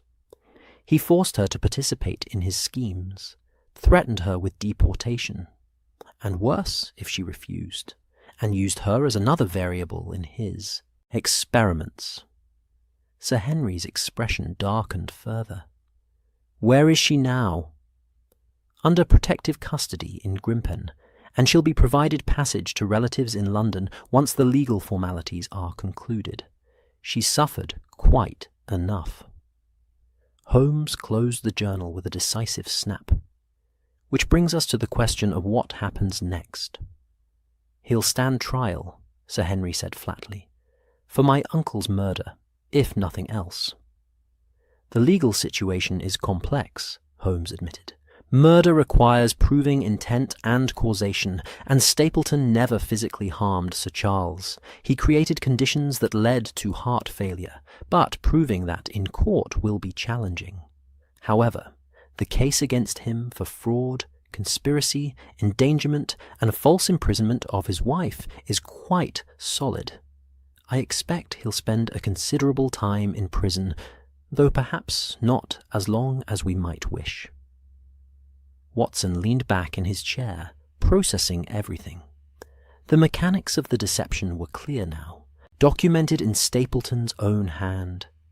But something still troubled him, some element that didn't quite fit the pattern. The shepherd, Watson said suddenly, the man who died the morning I arrived, that wasn't just staging. That was an actual death. How does that fit Stapleton's clinical approach? Holmes's expression grew even more grim. The shepherd's death was, according to Stapleton's notes, an unexpected but valuable data point. The man apparently suffered from an undiagnosed heart condition. When Stapleton staged one of his manifestations near where the shepherd was working, the combination of the glowing hound and the high-frequency whistle triggered a cardiac event. Stapleton found the body, posed it to maximum effect, and recorded the incident as confirmation that fear response can prove fatal even in subjects not formally enrolled in the experimental protocol. "Dear God," Sir Henry said softly. "Quite," Holmes agreed. "It's that entry, more than any other, that convinced me of Stapleton's fundamental inhumanity. He discovered a dead man, and his first thought was not to seek help or show respect, but to arrange the corpse for theatrical impact and document the results. Silence settled over the breakfast room, heavy and uncomfortable. Outside, the moor stretched away in the morning light, beautiful and indifferent, already forgetting the small human drama that had played out across its ancient stones. Finally, Sir Henry spoke. "What about the hound, the actual dog?" "Ah," Holmes said, his expression softening slightly. "The dog is innocent, of course. It was simply trained to perform, rewarded for following commands, and had no understanding of the larger context. I've arranged for it to be taken in by a farmer near Grimpen, who has experience with large breeds. With proper care and retraining, it should make someone an excellent companion." "Good," Sir Henry said. "At least something in this whole wretched business deserves a second chance." Watson stood, moving to the window where Sir Henry had stood earlier, looking out at the landscape that had seemed so threatening just hours before. The moor hadn't changed, he reflected. The granite tors still rose against the sky, the mire still concealed its dangers beneath innocent-looking grass, and the wind still carried the scent of peat and heather. What had changed was understanding. Fear had been replaced by knowledge, and the supernatural had dissolved into the merely mechanical. "Will you stay?" Watson asked, turning back to Sir Henry. "At Baskerville Hall, I mean. Now that you know the truth." Sir Henry considered the question, his gaze moving around the room, taking in the portraits of ancestors, the weight of history, the accumulated inheritance that was both burden and birthright. "I think I must," he said finally. "Not despite what happened, but because of it. Stapleton wanted to prove that fear could drive me away, that legend and manipulation were stronger than reason and will. If I leave now, even knowing the truth, doesn't he win? Doesn't his experiment conclude successfully?" "A valid point," Holmes observed. "Besides," Sir Henry continued, a slight smile touching his features for the first time that morning, "someone needs to reclaim this place, restore it, fill it with life instead of fear, turn it into a home rather than a stage for someone else's twisted research. I think that's what I'll do. Not as a Baskerville fulfilling duty, but as Henry Baskerville choosing his own path." Watson felt unexpected warmth at this declaration. "Then you'll need friends," he said. "Holmes and I would be honoured to visit from time to time. Help with the restoration, both practical and spiritual." "I'd like that very much," Sir Henry said simply. Holmes stood, gathering his satchel and preparing to depart. "I must return to London. Several other matters require attention. But Watson is right, Sir Henry. This house has been a laboratory. Long enough. Time to make it a home." They shook hands, three men who had faced fear together, and emerged not unscathed, but understanding.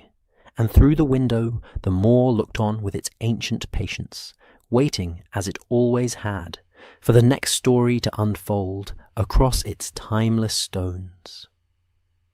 The train to London departed Grimpen Station at 2:30 in the afternoon, and Watson stood on the platform beside Holmes, watching the final preparations with the particular melancholy that always accompanied the end of a case. Their bags were loaded, their tickets purchased, and in a few moments the locomotive would carry them away from Dartmoor and back to the familiar rhythms of Baker Street and the city that never quite slept.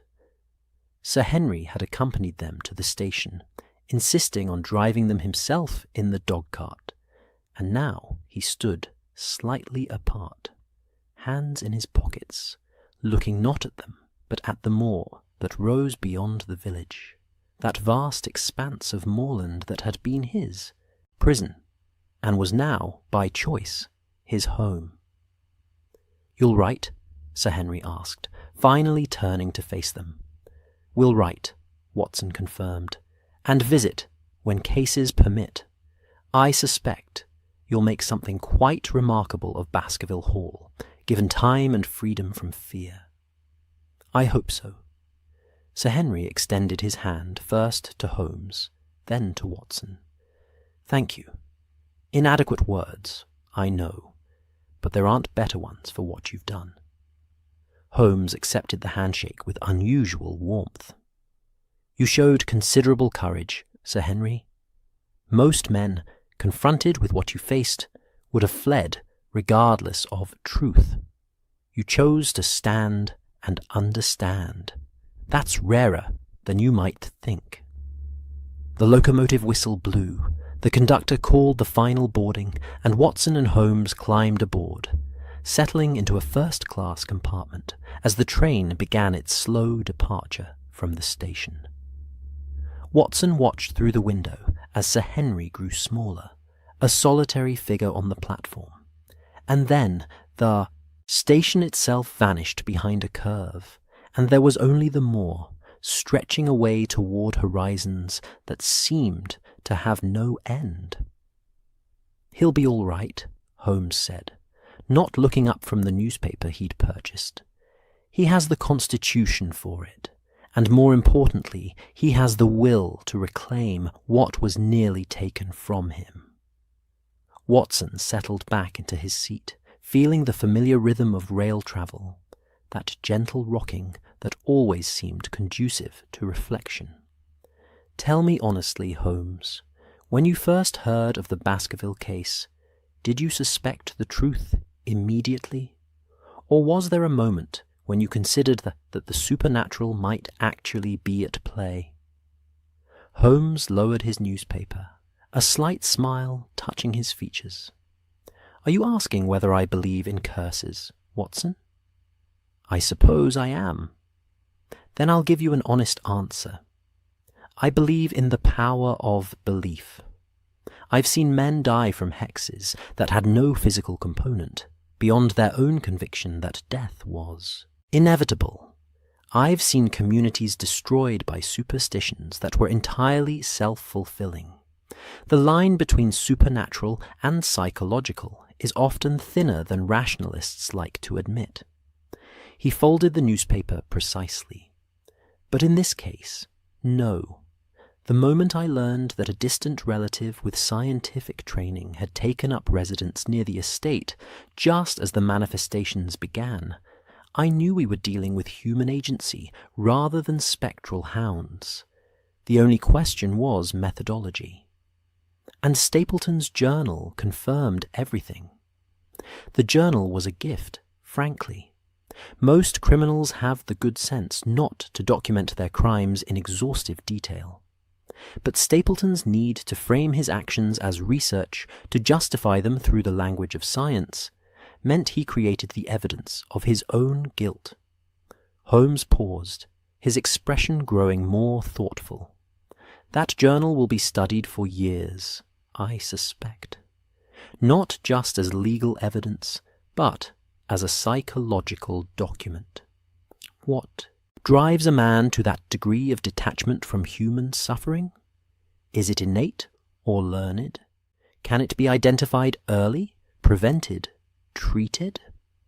"Philosophy questions," Watson observed.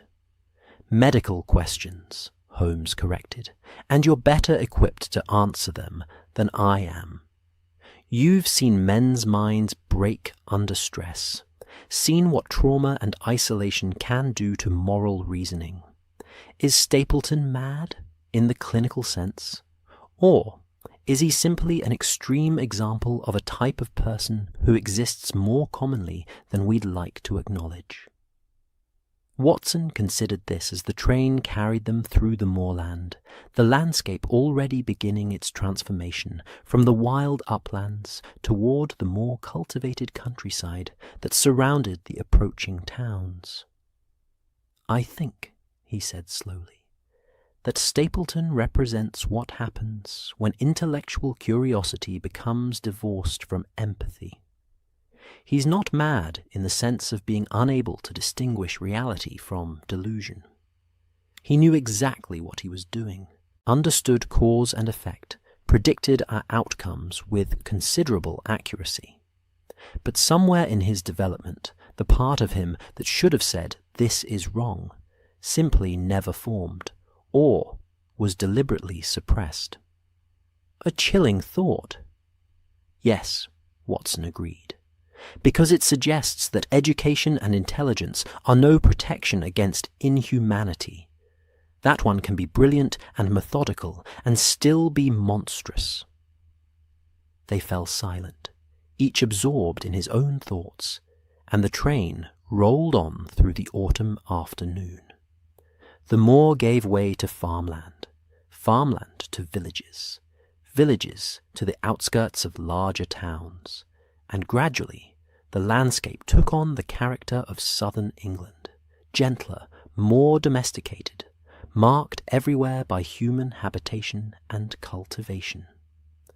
Watson dozed briefly, the rhythmic motion of the train and the exhaustion of the past days finally claiming him, and when he woke, it was to find dusk settling across the countryside, and Holmes reading by the compartment's lamp, absorbed in what appeared to be a monograph on chemical compounds. "Nearly there," Holmes said without looking up. "Another hour to Paddington." Watson stretched, his body protesting the confinement of train travel after days of walking the open moor. "What's next for you? Another case waiting?" "Always another case," Holmes said, but there was satisfaction rather than weariness in his tone. "A matter of forged paintings, I believe.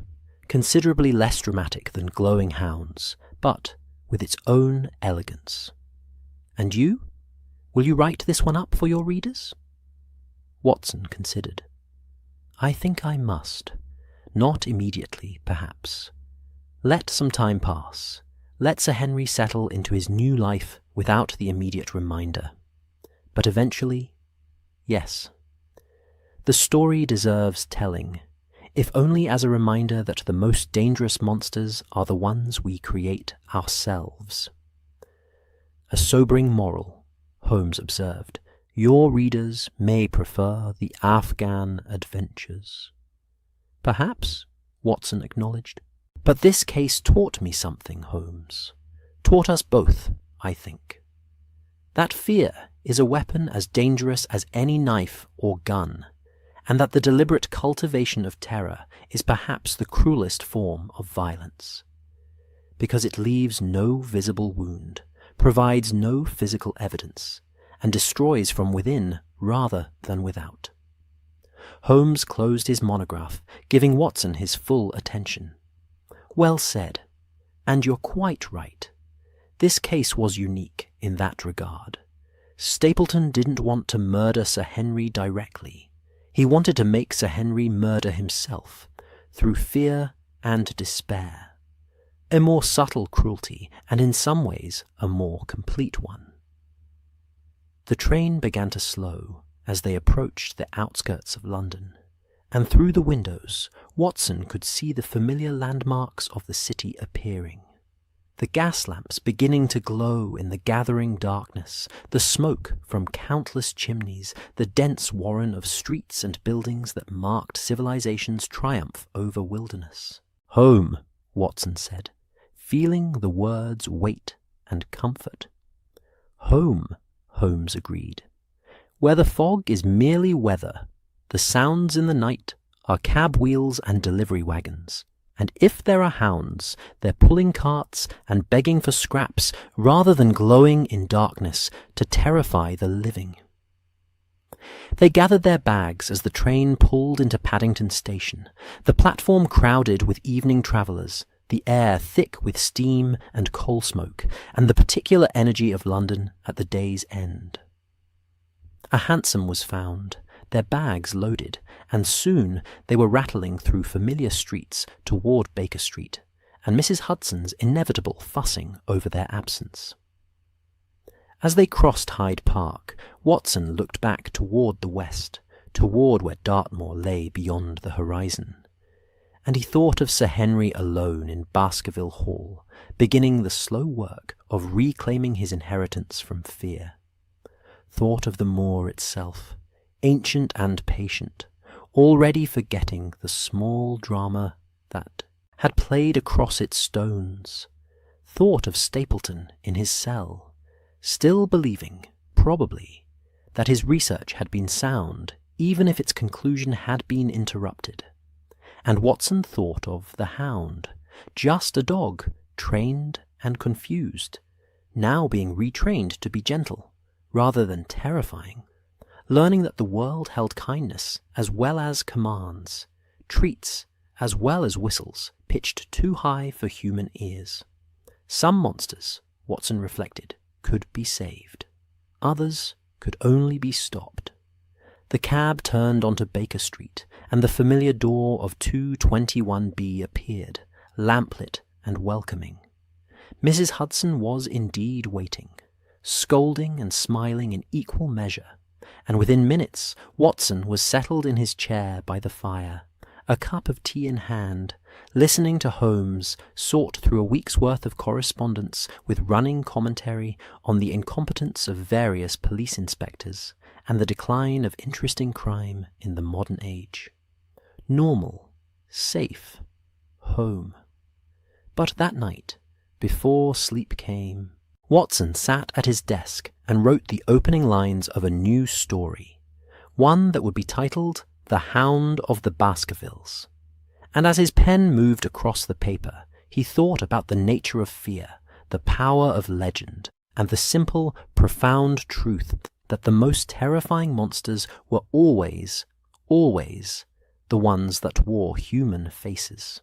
On Dartmoor, the moor lay quiet under starlight, beautiful and dangerous and indifferent, waiting as it had always waited for morning to come, and the slow turning of seasons to continue their ancient pattern. And in Baskerville Hall, a single light burned in the library window, where a young man sat planning the future of his inherited home, refusing to let fear write the final chapter of his family's long and complicated story. The hound was just a dog. The legend was just a tool. And the morning, when it came, would bring ordinary sunlight to illuminate ordinary ground, where men made their choices and lived with the consequences. And monsters existed only in the stories they agreed to believe. Welcome to Watson's Journal. Thank you for listening tonight. May your sleep be peaceful, your dreams gentle, and your morning free from phantom hounds. Until next time, rest well.